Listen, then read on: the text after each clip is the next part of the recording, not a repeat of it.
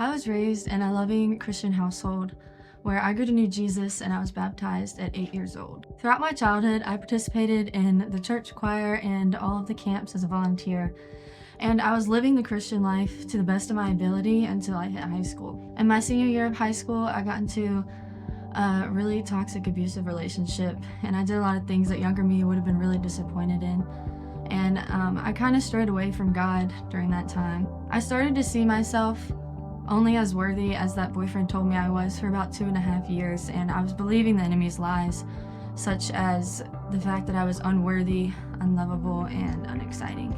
Being told these things, I developed anxiety and depression, and as I was dealing with these two diagnoses, I started to push away my friends and my family, and I isolated myself. Each night I would be really upset and angry with God, and I would ask him questions as to why I felt so alone and why I was dealing with these two diagnoses and why this was happening to me if I had tried to do my best growing up to follow him. Eventually, that abusive relationship came to an end, and slowly I started letting my family back in, but I was still yearning for deep community.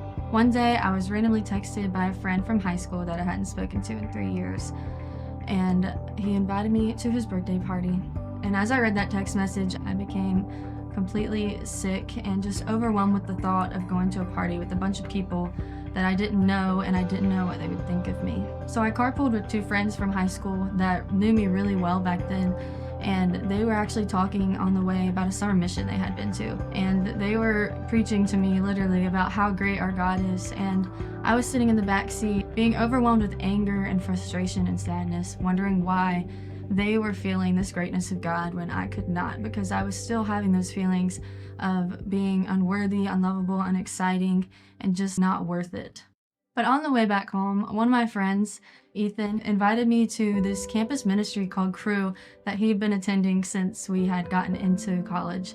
And he would come and pick me up every week to take me there because he knew how anxious I would get and how I would not go unless he took me. Very slowly, I did start letting these people in, and they broke down those walls of isolation with the help of God. And at that winter conference that year, I was listening to a song called I Speak Jesus, and the lyrics of it said, "I just want to speak the name of Jesus, over fear and all anxiety, every soul held captive by depression.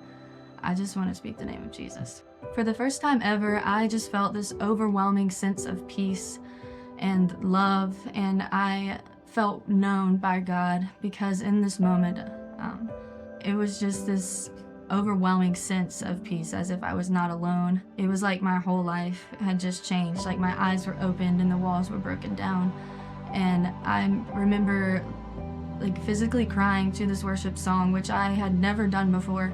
And I was just thinking that the song was speaking to me because it said, "To every soul held captive by depression, I just want to speak the name of Jesus." As I was thinking about that song, I said that there's no way that this God doesn't love me, because there's no way that this song was spoken over me as I was feeling this exact same way. And it's the first time that I'd ever heard that song. The rest of that winter conference went really, really well. I started to let those Crew people truly know me after that, and I let everybody know what was going on. And they began to love me so well that there's no way that I would be here today if they hadn't loved me. But the reason they did is because God loved me first.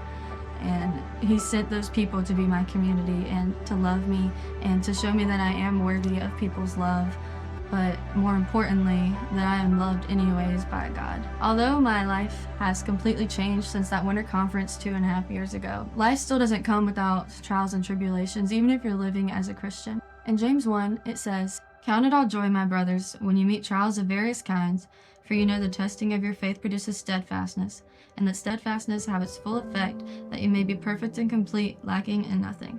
The Christian life is not promised to be easy, but if I know that the fruits that will be bared from living this way can produce steadfastness and an eternity with a God that shows no partiality, then that is the life that I want to continue living.